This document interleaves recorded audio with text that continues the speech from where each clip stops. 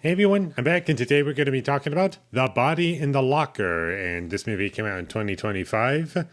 And I just saw that it was on Netflix, and I was like, okay, it's 90 minutes. Let's see what this is. Maybe it'll be funny, maybe it won't be.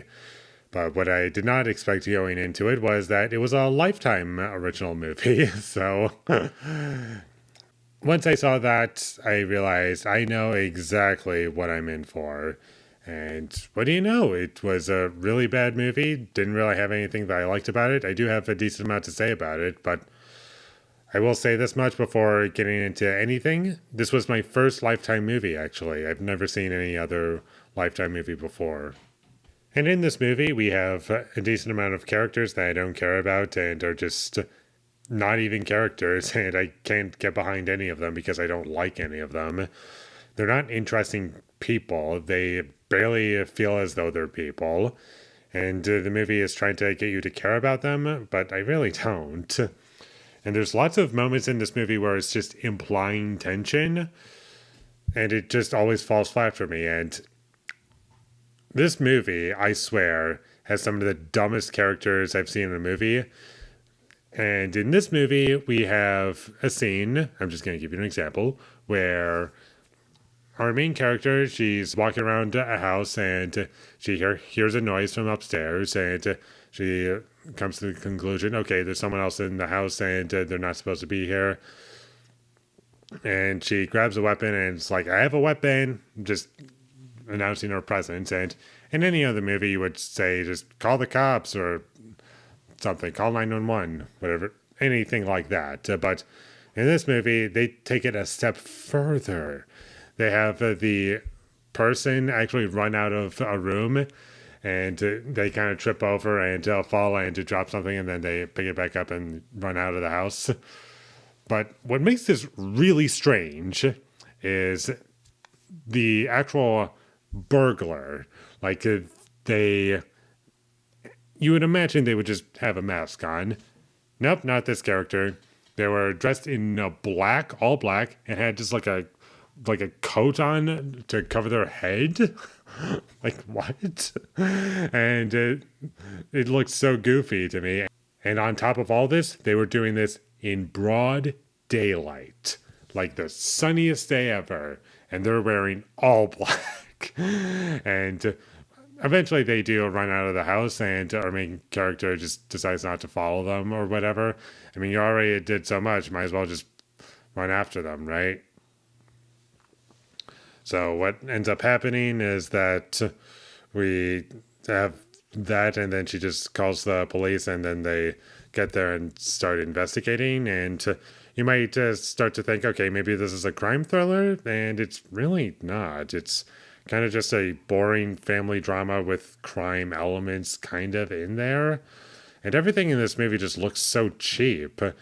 Nothing looks like it. They're clothes that real people would wear for the most part, or how people would act, or what they would do. Everything just looks way too clean. And what I found to be particularly distracting was that every single character in this movie, or I should say actor, they were prioritizing trying to look pretty and perfect over playing a character. And I just could never take anyone seriously because of this. Maybe these were the actors that decided to do this, or maybe this was what they were told to do. Just look pretty in every single shot. And it just, I can't get past it. I can never look at anyone in this movie and see a character. Nothing in this movie made any sense to me. The pacing was really slow. Barely anything happened in this movie. And it was also fairly repetitive. Like it was just the same thing happening over and over and over and over and over and over and over and over and over again. Now you might be asking, well, probably not, but I will say this much. The only entertaining parts of this movie were just the really funny parts, where it was not even trying to be funny, where I was just laughing at the movie. And most of that was in the first act. The second act was really boring. The third act had some moments that were just gold. I was laughing pretty hard. I was having the time of my life. It was like, yes! If we had more of this, I would love this movie. But nope, can't give me that. Instead, we got a movie that was really bad, really boring, really stupid. It didn't make any sense. Felt like it was trying to be perfect and pretty the entire time. And it was just kind of painful to sit through, but it was also funny at parts. There were some visual effects in this movie that looked awful. Like the frame rate of it just felt completely off. I was like, what are you doing here? Do you even know how to incorporate visual effects into your movie? The music was bad. None of it felt as though it belonged there. Would have been a better movie if it had no musical score, honestly. There's not a single good shot in this movie. It all just felt like a TV movie at best. And that's about all I have to say about The Body in the Locker. It was not good. Don't need to watch it unless you're looking for some laughs, which it does have, but overall, not great. So, with all that being said, I'm going to give The Body in the Locker a 1 out of 10.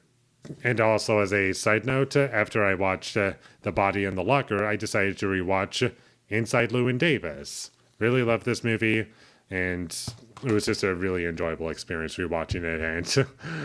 And this entire time I was fighting not to talk about some more things about Inside Llewyn Davis. I gotta be honest. And the only thing I'm gonna say about it after rewatching it, I think I like it more, so I bumped it up from a 9 to a 10.